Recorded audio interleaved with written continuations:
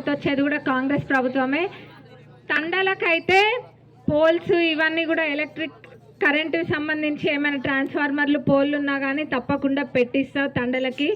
తండలకి ఇంకేమైనా రోడ్లు కావాలన్నా చేద్దాం. ఇంకా రాయపర్తి మండలానికి ముందు కూడా చెప్పిన మన మాట ఇవ్వడం జరిగింది.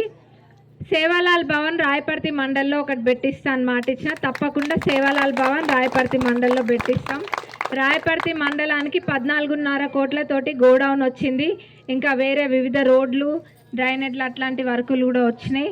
మొత్తం మన నియోజకవర్గానికి నేను ఎమ్మెల్యే అయినప్పటి నుంచి 1800 కోట్ల పైబడి డెవలప్మెంట్ వర్కులు తీసుకొచ్చిన అవన్నీ కూడా అవుతూ ఉన్నాయి, శాంక్షన్ అయినాయి, అవుతున్నాయి.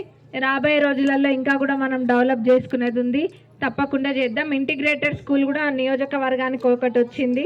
మన నియోజకవర్గానికి వచ్చిన ఇంటిగ్రేటెడ్ స్కూల్ కొడకండ్లకు పెట్టించినాం. ఇంకా తర్వాత ఇంకా కూడా వేరే మండలాలలో కూడా రావచ్చు. ఇప్పటికైతే నియోజకవర్గానికి ఒకటి ఇచ్చిండ్రు, అది మన కొడకండ్ల మండలంలో ఉంది. అట్లా చాలా కూడా ఉన్నాయి. అన్నీ ఒక్కటే.